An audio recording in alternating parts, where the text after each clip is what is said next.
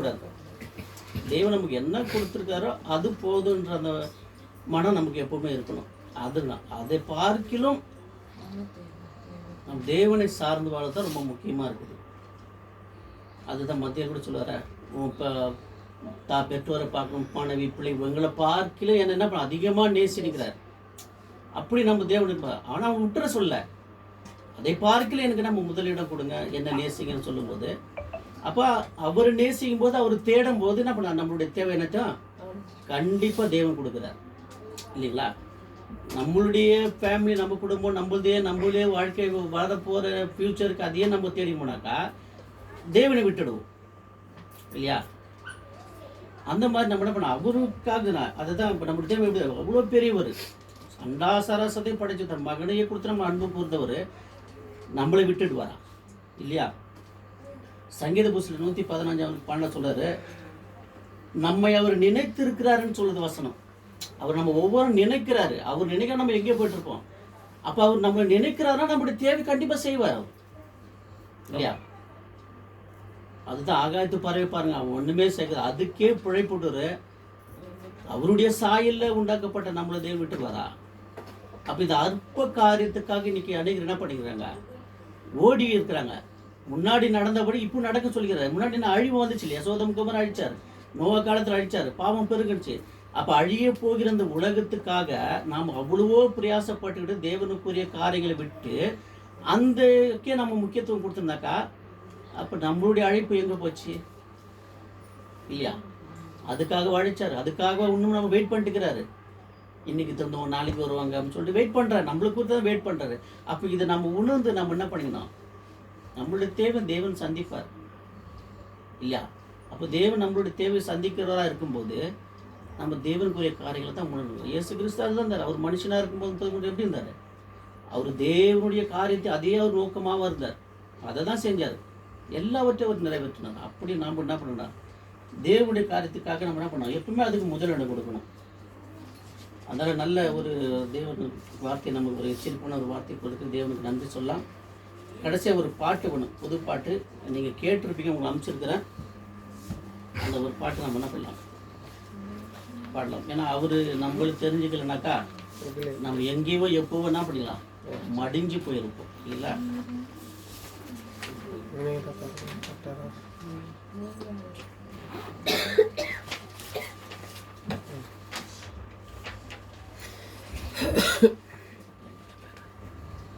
தமிழ் நீர் மட்டும் என்னோடு இல்லாமல் போயிருந்தார், நீர் மட்டும் நெருக்கத்தில் உதவாமல் போயிருந்தார், நீர் மட்டும் என்னோடு இல்லாமல் போயிருந்தார், நீர் மட்டும் நெருக்கத்தில் உதவாமல் போயிருந்தார், அடையாளம் தெரியாத அநாதையாய் நான் என்றோ மடிந்திருப்பேன், அடையாளம் தெரியாத அநாதையாய் நான் என்றோ மடிந்திருப்பேன், என்னை புரிந்து கொள்ள யாரும் இல்லை, என்னை அரவணைக்க யாரும் இல்லை, என்னை தேற்றிடவும் யாரும் இல்லை, என்னை தேடிடவும் யாரும் இல்லை, நீர் மட்டும் என்னோடு இல்லாமல் போயிருந்தார், நீர் மட்டும் நெருக்கத்தில் உதவாமல் போயிருந்தார், என் தனிமையின் நேரத்தில் என்னோடு நீ இருந்தீர், நான் சோர்ந்திட்ட நேரத்தில் நீரே பலன் தந்தீர், என் தனிமையின் நேரத்தில் என்னோடு நீ இருந்தீர், நான் சோர்ந்திட்ட நேரத்தில் நீரே பலன் தந்தீர், நான் மனவேதனையாய் தவித்த போது மனதிற்கு மருந்தானி. நான் மனவேதனையாய் தவித்த போது என் மனதிற்கு மருந்தானி. என் இயேசுவை போல் யாரும் இல்லை, அவர் அன்பிற்கிடாய் எதுவும் இல்லை. என்னை பாவி என்று அவர் வெறுக்கவில்லை, அவர் நடத்தினதை நான் மறக்கவில்லை.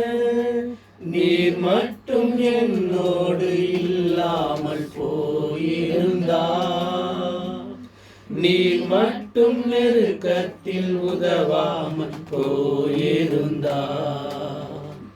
என் தோல்வியின் நேரத்தில் துணையாக நீர் இருந்தீர். நான் தவறின நேரத்தில் உன் கரத்தில் ஏந்தி கொண்டீர். என் தோல்வியின் நேரத்தில் துணையாக நீர் இருந்தீர். நான் தவறின நேரத்தில் உன் கரத்தில் ஏந்தி கொண்டீர். என் தோல்வியின் நேரம் நான் கலங்கின நேரம் உன் தோள் மீது சாய்த்து கொண்டீர். என் தோல்வியின் நேரம் நான் கலங்கின நேரம் உன் தோள் மீது சாய்த்து கொண்டீர். என்னை புரிந்து கொள்ள இயேசு உண்டு, என்னை அரவணைக்க என் நேசர் உண்டு. என்னை தேற்றிடவும் என் இயேசு உண்டு, என்னை தேடிடவும் என் நேசர் உண்டு. நீர் மட்டும் என்னோடு இல்லாமல் போயிருந்தார், நீர் மட்டும் நெருக்கத்தில் உதவாமல் போயிருந்தார். அடையாளம் தெரியாத அனாதையாய் நான் என்றோ எங்கோ மடிந்திருப்பேன். அடையாளம் தெரியாத அனாதையாய் நான் என்றோ எங்கோ மடிந்திருப்பேன். என்னை புரிந்து கொள்ள யாரும் இல்லை, என்னை அரவணைக்க யாரும் இல்லை. என்னை தேற்றிடவும் யாரும் இல்லை, என்னை தேடிடவும் யாரும் இல்லை. நீர் மட்டும் என்னோடு இல்லாமல் போயிருந்தார், நீர் மட்டும் நெருக்கத்தில் உதவாமல் போயிருந்தார். ஆமென். அவர் மட்டும் நம்ம கூட இல்லாம போனாக்கா நம்ம எங்கவோ எப்போ மடிந்திருக்குங்க. அவர் தான் நம்ம புரிஞ்சுட்டு இருக்கிறாரு, அவர் தான் நம்மளை தேட்டுறாரு. எல்லாமே நமக்கு அவர் தாங்க. அவரை விட்டு நம்ம எங்கே போனாலும் இந்த உலகத்திலையும் சரி வரப்போகிறவர்களுக்கு நம்ம ஜீவிக்க முடியாது என்று நம்ம உணர்ந்துக்கணும். அதனால தேவன் நல்ல ஒரு செய்தி, ஒரு பாடலை கொடுத்துருக்காரு.